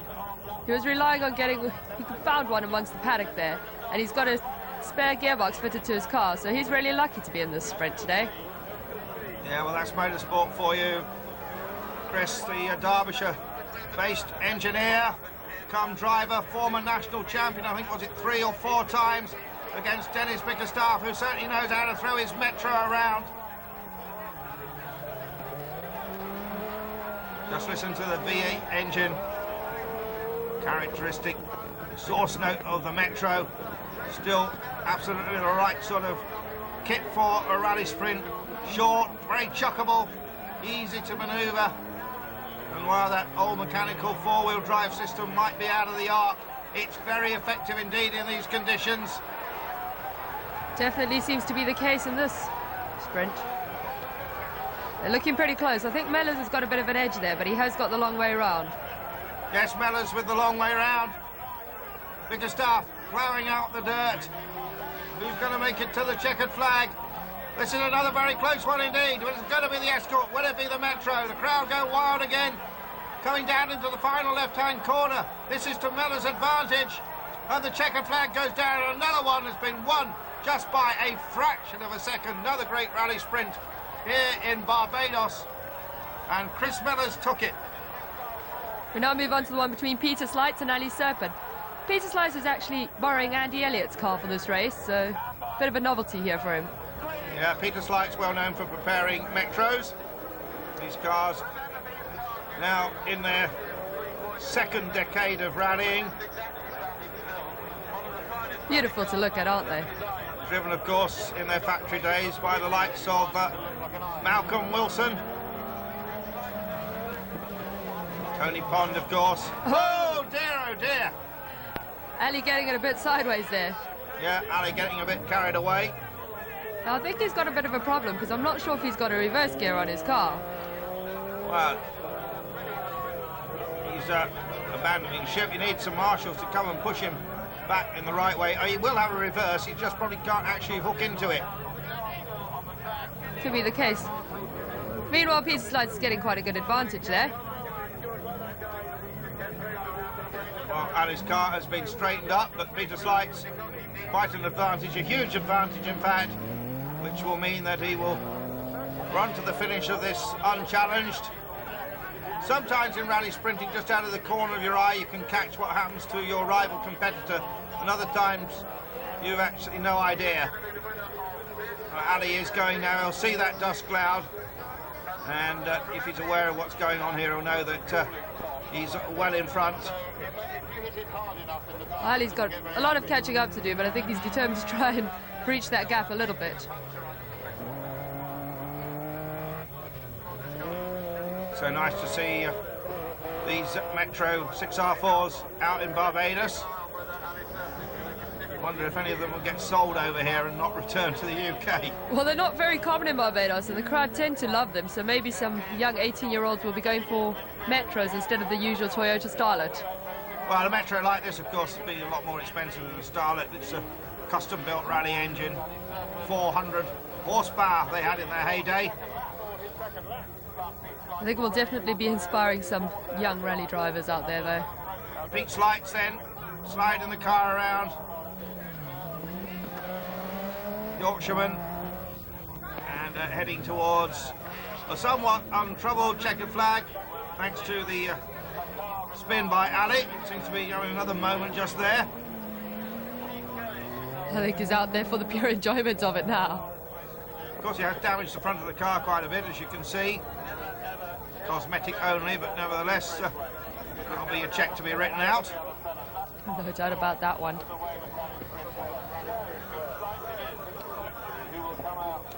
So, Pete Slights, who we don't see out rallying very much these days, certainly enjoying his trip to Barbados and heading to a victory in this second semi-final in the Group B section, where he will meet, of course, the redoubtable Chris Mellors.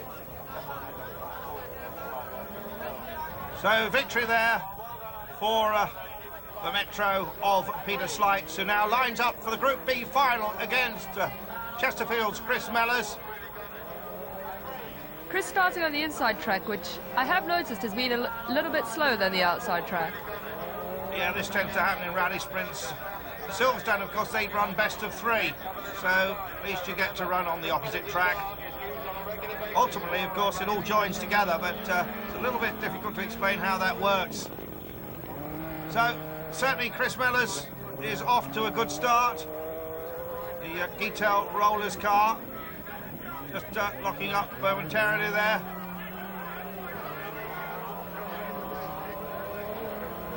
Chris, of course, has a business building and preparing rally cars, as indeed does Pete Slights, two old protagonists. And as we said earlier on, old four-wheel drive technology versus the latest, or nearly the latest anyway, four-wheel drive technology. But in a way, the Metro perhaps a little better suited to rally sprinting. Yeah, you can see the look of concentration on Pete Slights' face as he came down that hill towards the start-finish line. And in the background, the constant babble of excitement amongst the large crowd here. This perhaps the biggest motorsporting event ever held in Barbados, and certainly already been voted a great big success. Greg Kozair already making his plans for the future. Yeah, a big success in Barbados and a big success for the international drivers. They've thoroughly enjoyed the experience out here. Yeah, a lot of frustration amongst various drivers unable to compete due to the foot and mouth restrictions. Some rallying just restarting in Britain in August and September, of course, but the British Rally Championship will not happen this year, although the Kumo Tire Scottish Rally is going to go ahead. Chris Miller's coming around here to the final bend. Looks like it's been a relatively easy run for him, this one. Yeah, Miller's had it more easy in the final. Takes the checkered flag, which wasn't waved with a tremendous amount of gusto. Now it is for Pete Slights. So Chris Mellors wins Sun Beach Rally Sprint Group B. After the break, we'll be back with Group A and the top Barbados drivers.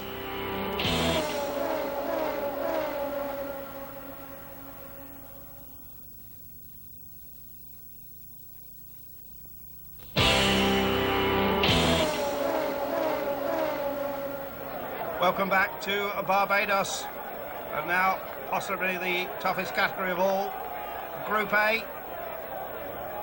Now Chris Mellors, who we saw win Group B, not in this class because I believe he was running a non-standard gearbox, so that left him in Group B, which is a shame in a way, but meanwhile we've got Trevor Manning versus Richard Rote here, and Caroline Samuels. Trevor has got a nickname and a reputation as a great entertainer too. Yeah, definitely. AKA Electric Micey. Electric Micey, Trevor Manning on board with him in his Group A Mitsubishi versus Roger Rote in the Celica GT4. Yeah, you've just got to watch the way he throws the car around to see that he's out there to entertain the crowds as well as win the race. Well, the two don't always go together actually, but the Quaker State car certainly looking outstanding here in its Quaker State colour scheme.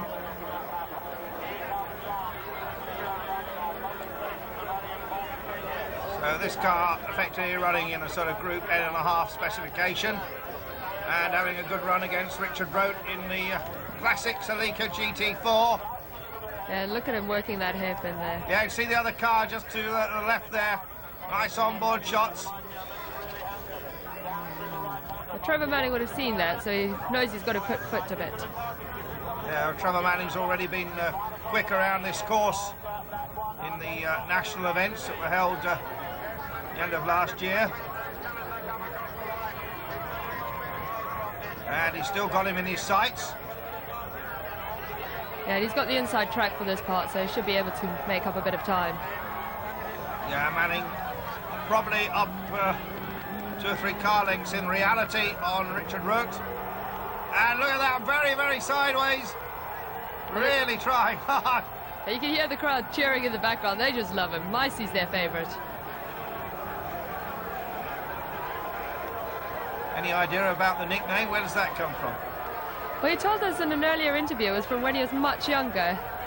And his feet never used to touch the ground and things, so he used to look like a mouse that had been electrocuted, and it's kind of stuck. Weird, but what?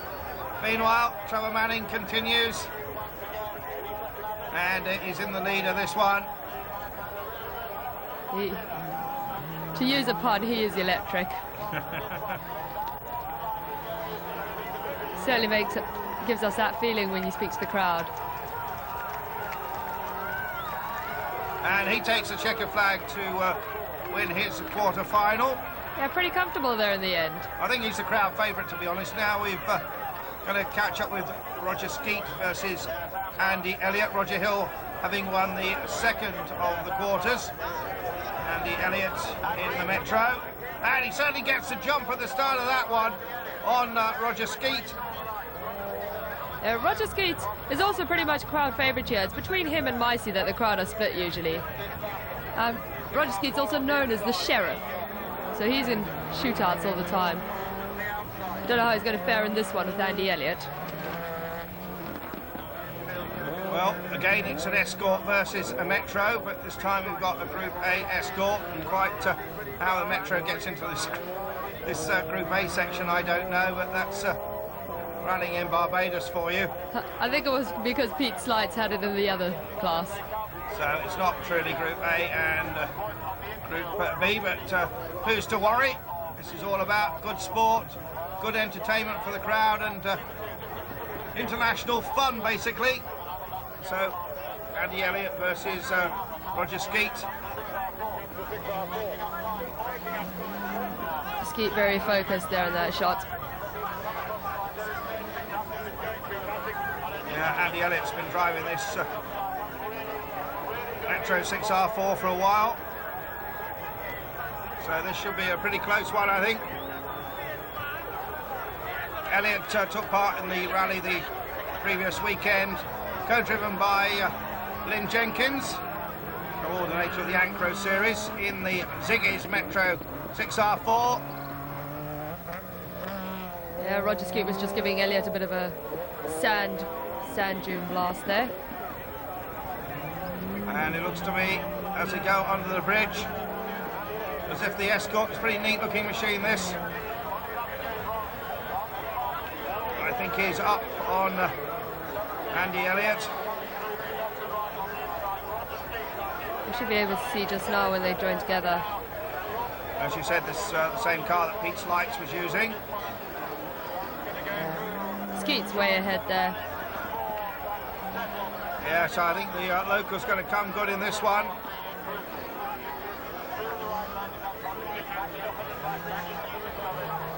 And indeed, the checkered flag goes to the local man, Roger Skeet. And Andy Elliott coming home, takes the checkered flag now. So, good win there for Roger Skeet. It could set us up for quite an interesting final if Trevor Manning comes through in this. Semi-final here against Roger Hill. Roger Hill, another of the locals in his Celica GT. So back machine, we go on board with him.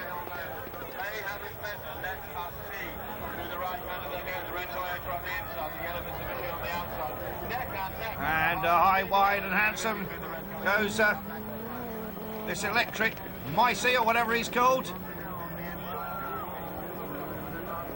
He's keeping it going there.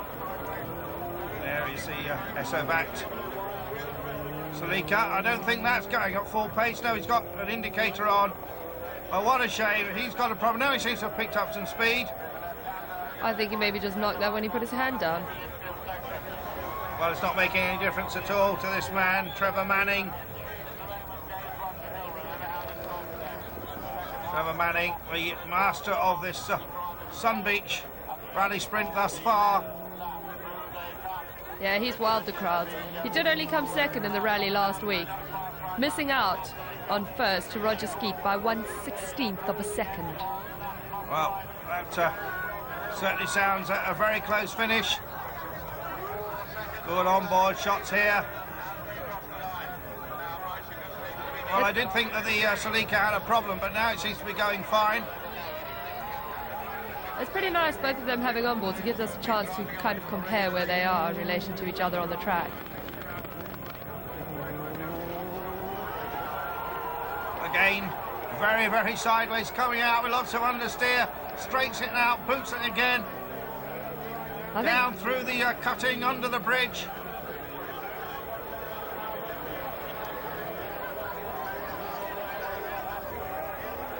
I think it's the Mitsubishi just in front now. Four-wheel drive Toyota, of course. Four-wheel drive. Oh, very sideways again. It's great riding on board with this man because he is just chucking the car all over the show. And see how much the car moves around. So Trevor Manning looking for victory here. Looking to move up into the final. And there is the checkered flag. And indeed, Trevor Manning takes the semi-final. Here we have Roger Skeet versus Paul Bourne. Skeet versus Bourne. Escort versus Subaru.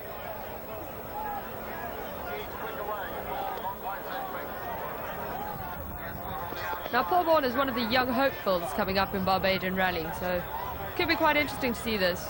Old pro versus the new young ones. Of course, we have had one very successful rally driver from the Caribbean already in Simon Jean-Joseph, who has been a factory Subaru driver in the past, now rallying in France, but originally from the little island of Martinique. So there's absolutely no reason, Caroline, why one of these guys couldn't make it on the international scene. Oh, and Paul going Oh, home. dear! Look at that. Oh, round about 3 times, hooks a gear. He'll be gutted. Well, Skeety would have seen all that as well. He would have enjoyed that. But that really means that we're setting up for a final now between Skeet and Manning. What a final that could be. Well, the two old rivals, the two crowd favourites against each other, and that's certainly the way it's looking. This is really just a formality now for Roger Skeet. He's just got to keep it on the track. Well, he certainly knows that. He's a well-honed professional at this, just using the bank a bit, but that can actually be the right line. Slowing right down for that. I bet he would love to drive one of those factory Ford Focus WRCs. I should think that's in his dreams. Can you imagine the performance in that? Wouldn't that be spectacular? Well, of course, at this level, in what is quite a small sphere, it's difficult to know how good these people are, you see. They, you know, basically here they're a big fish in a small pool, and you never really know until they come out of their own territory if they've got international talent. But certainly Skeet showing all the signs have been very quick indeed. Be interested to see how he gets on in the final against Trevor Manning. The golden boy of Barbadian rallying. So the checkered flag then falls then to Skeet. The Subaru, after its spin, is still yet to cross the finish line, rotated about 3 times, and so he is eliminated, and setting up the final right now between Trevor Manning and Roger Skeet. Manning in the Mitsubishi, Skeet in the Escort Cosworth. The lights are yellow, they go to green. Both cars drop the clutch at the same moment. This is going to be a good one. The Sheriff versus Micey. You can hear the crowd have got even noisier. They're looking forward to this. And frankly, Manning in the Evo 4 can't do too much showboating in this. He can't chuck it around too much, although he's very sideways there. He's going to try and keep it neat and tidy if he's going to win it. He can't show off to the crowd this time. He's got a cool confidence about him, though. It's quite interesting when he speaks to him. He does it, and he's just so happy and confident. He knows he can do it and win. Wow, look how sideways he was there from the onboard camera. Tremendous shots. Yet he still manages to keep control of that. Yeah, he's, as you say, very confident in the car.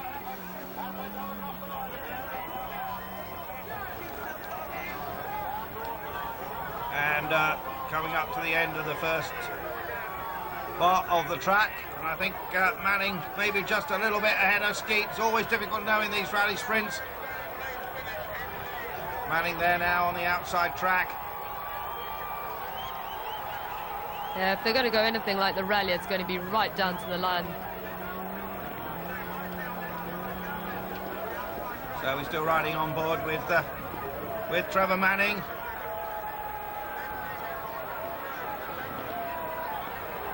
Coming up to just under the bridge there, Roger Skeet. Yeah, he's obviously hung the tail out too much, got the rear bumper trailing. And I'm just wondering if he's got some parts from Chris Mellors for that car. Obviously, you can't get rally parts too easily in Barbados. You have to come to Europe. And another great onboard shot. Tremendous control. Four-wheel drifting it through there. Opposite lock. And this man, Trevor Manning, doing a great job. You see how close it is now. This is the run to the final line. They are absolutely side by side. They accelerate towards the final left-hand corner. Skeet versus Manning. It's anybody's, and checkered flag goes down, and I'm not sure who it was, but I think it might just have been Manning. What a tremendous finish here in Barbados. The crowd absolutely go wild. That's what they come here for. The thrills of the final, gosh. And it is Trevor Manning who has been adjudicated by just a fraction of a second, the winner in the Quaker State Mitsubishi. Yeah, being congratulated there by Chris Mellors. Well, the smile says it all.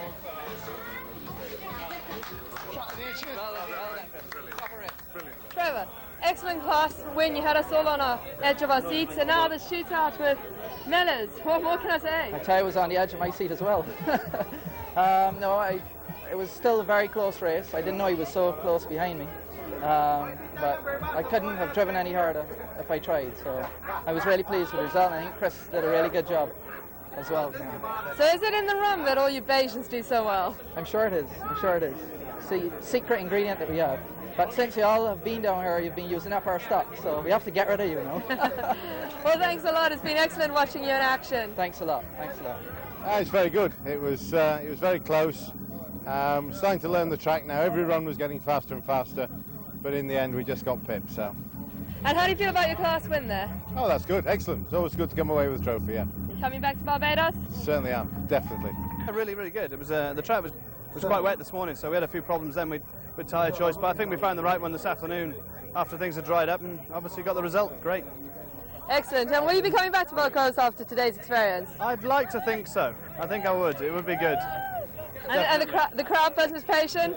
The crowd are all mad. I mean, if you take the camera over to the side, you see what they're all like. They're all absolutely mental here. And they've looked after us really well, and we've had the best time. So yeah, I'd love to come back. The final was nice. It couldn't have been any closer if we'd asked for it. Absolutely not. It seems to be a thing between Micey and myself. It's always closer than close. Yeah, I think there's only about a few milliseconds in it. Tell us about it. Well, I mean, there were definitely times in either the two laps where we could possibly have been cleaner, both of us. I know for sure myself I wasted time in a couple of spaces where we're just too ragged, you know, but when the pressure's on, you let it all hang out. That's what we did. Well, excellent. It looks like you guys had fun out there, and the Bajans triumphed again. Oh, terrific. It was great fun. I really enjoyed that last one, especially that last one. Excellent. Well, thanks for talking to us. Thank you so much. Thanks for having us. Welcome. Come again soon. And we should tell you that Trevor Manning did win the shootout against Chris Mellors. But meanwhile, let's just have a few final words for the man that made all this happen. Disappointing to be knocked out in his opening round, but nevertheless, Greg Cozier, a happy man. We'd like to thank everyone for coming, and if you come again next year, there's going to be more licks this year, because we know this track and we're getting quicker every day. We'd like to thank all the national entry for coming, and bring some reinforcements next time, because you're going to need it.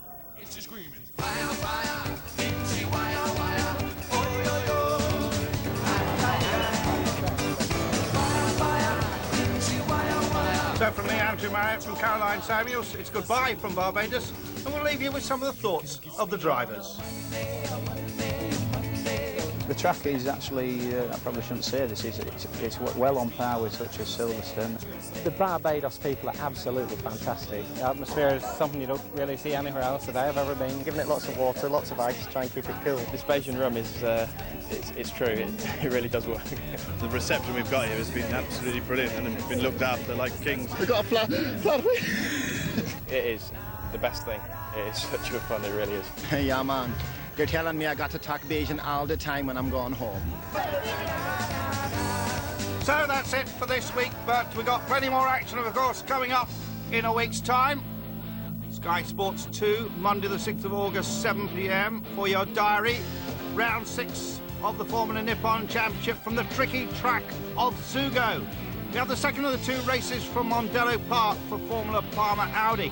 And we've got some great FIA cross-country cup action from Portugal. Until then, from me, Andrew Marrett, goodbye.